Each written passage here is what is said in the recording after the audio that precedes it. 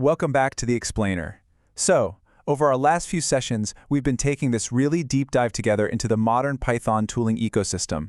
We've played around with heavy hitters like Polars, Ray, Pandera, getting a really solid picture of how modern development works. Well, today, we're grabbing the next massive piece of that puzzle, mastering data version control with DVC. We're literally going to take the entire philosophy of version control and extend it directly to your massive data files. But, right out of the gate, we have to tackle the elephant in the room. Why exactly is Git totally insufficient for large machine learning datasets? We've talked before about the golden rule, right? Never, ever commit a massive folder, like a giant Python virtual environment, straight into Git. It bloats the repository, completely tanks your performance. It's just a mess. But what are we supposed to do when we hit the sheer scale of real-world machine learning? And here's the absolute core of the issue. On one hand, you've got your source code. It's tiny, it's just text, and Git handles it flawlessly. But on the other hand, we're talking real-world ML datasets. These things can easily hit tens or even hundreds of gigabytes. If you try to shove that into Git, it'll completely break its efficiency. Git literally wasn't built to handle files of that magnitude. So, here's our roadmap for elegantly solving this whole reproducibility crisis together today. First, we'll hit Git's large file problem. Then, we'll uncover how DVC actually works under the hood. After that, we'll map out DVC pipelines, step into a real debugging scenario over at Uplatz AI, and finally, wrap the whole thing up with some rock-solid DVC best practices. Let's get into it. Okay, Section 1, Git's large file problem, or honestly what I prefer to call the reproducibility challenge. Because here is the absolute foundational truth of this whole space.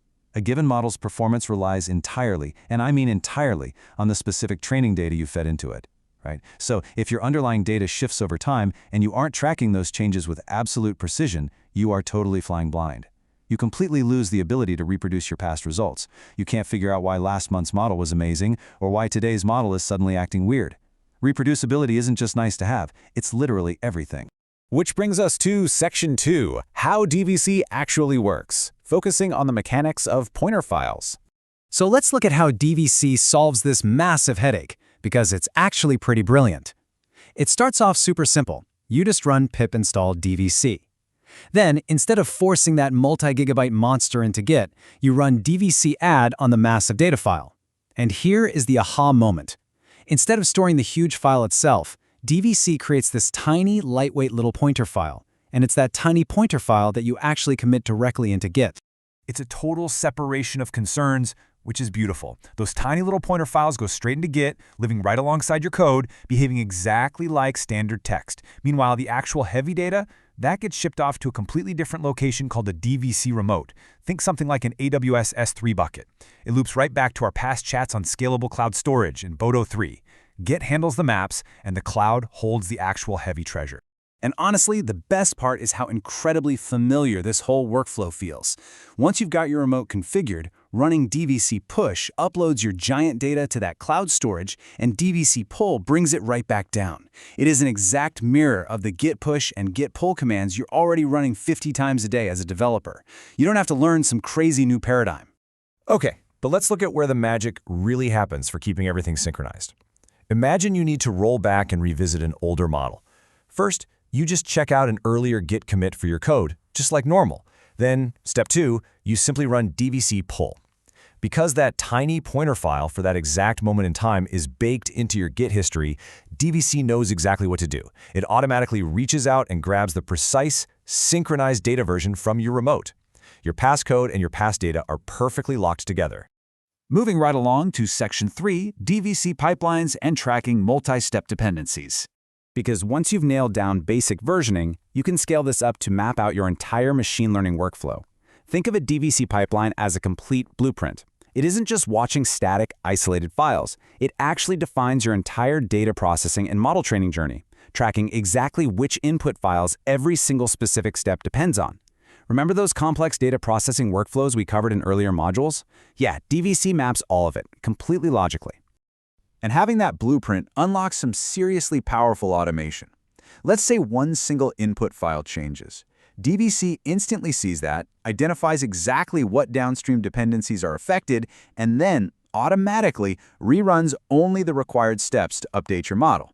It's so similar to the dependency tracking ideas we discussed with Alembic for database migrations, but applied here to massive data processing pipelines. The amount of pure computation time this saves you is just staggering.